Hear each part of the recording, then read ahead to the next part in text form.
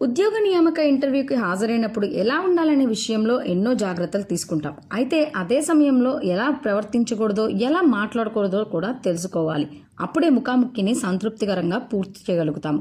భౌతిక పరీక్షలో భాగంగా మీ సబ్జెక్టు గురించి, సాంకేతిక అంశం గురించి ప్రశ్నలు ఎదురు కావచ్చు. కొన్నింటికి సరైన సమాధానం మీ దగ్గర లేకపోవచ్చు. అలాంటప్పుడు తెలియదని వెంటనే చెప్పేయకూడదు.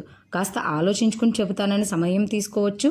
లేదా ఈ విషయంలో తగిన పరిజ్ఞానం లేదని, తెలుసుకుంటానని చెప్పాలి. దీనివల్ల కొత్త విషయాలను తెలుసుకోవాలనే ఆసక్తి మీకు ఉందనే విషయం ఇంటర్వ్యూ బోర్డుకు అర్థమవుతుంది. కొన్నిసార్లు విద్యార్హతలకు సంబంధించిన ప్రశ్నలు అడగొచ్చు. అలాంటప్పుడు వివరాలన్నీ సీవీలో చాలా వివరంగా రాశానని క్లుప్తంగా సమాధానం చెప్పేసి కూర్చోకూడదు. మీరు రాసినా కూడా మళ్లీ ప్రత్యేకించి అడుగుతున్నారంటే అంతకు మించి సమాచారాన్ని మీ నుంచి ఆశిస్తున్నారని అర్థం. కాలేజీలో చదువుతూనే దూర విద్యలో సర్టిఫికేట్ కోర్సులు చేస్తే ఆ వివరాలను చెప్పొచ్చు. చదువుతో పాటు సాంకేతిక నైపుణ్యాలు నేర్చుకున్నా అవి తెలియచేయచ్చు. క్రీడల్లో ప్రత్యేకించి శిక్షణ తీసుకొని రాష్ట్ర, జాతీయ స్థాయి పోటీల్లో పాల్గొంటే ఆ వివరాలను కూడా మీరు చెప్పొచ్చు. ఉద్యోగానుభవం లేకపోవడాన్ని పెద్ద అవరోధంగా, బలహీనతగా భావించి దాని గురించే ఎక్కువగా మాట్లాడకూడదు. ఈ సందర్భంగా మీకున్న బలాల గురించి కూడా మీరు చెప్పొచ్చు. భావ వ్యక్తీకరణ, సమస్య పరిష్కార నైపుణ్యం, సమయ పాలన, నిర్వహణ సామర్థ్యాలు ఉన్నాయనుకుందాం. ఈ నైపుణ్యాలతో కాలేజీ రోజుల్లో వివిధ పోటీల్లో పాల్గొని మీరు ఎలా రాణించింది వివరించవచ్చు. పైగా మీకున్న నైపుణ్యాలు ఏ ఉద్యోగానికైనా ఉపయోగపడతాయి. అనుభవం లేకపోయినా ఈ బలాలతో విధులను సక్రమంగా నిర్వర్తించగలనని భరోసాను ఇవ్వగలగాలి. సమాధానాలను ఏదో మొక్కుబడిగా, తప్పదన్నట్టుగా చెప్పకూడదు. ఆసక్తికరంగా, మర్యాదగా చెప్పగలగాలి.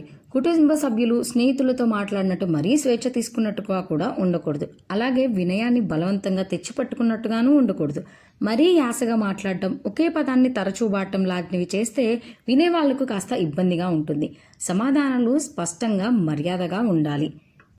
కొత్త ఉద్యోగం కోసం ఎందుకు ప్రయత్నిస్తున్నారు అని కొన్నిసార్లు ప్రశ్నిస్తుంటారు. అలాంటప్పుడు వెంటనే పాత సంస్థ గురించి, చేసిన ఉద్యోగం గురించి ప్రతికూలంగా మాట్లాడేయకూడదు. ఎందుకంటే భవిష్యత్తులో తమ సంస్థ గురించి కూడా ఇలాగే మాట్లాడతారనే అభిప్రాయాన్ని ఇంటర్వ్యూయర్కు కలిగించిన వారు అవుతారు. విద్యార్హతలను పెంచుకోవాలనుకుంటున్నాను, కొత్త నైపుణ్యాలు నేర్చుకోవడానికి సమయం సరిపోవట్లేదు లాంటి సమాధానాలను చెప్పొచ్చు. దీంతో వృత్తిపరమైన ఎదుగుదలకు అవకాశం లేదు కాబట్టి మారాలనుకుంటున్నారనే అర్థం స్ఫురిస్తుంది.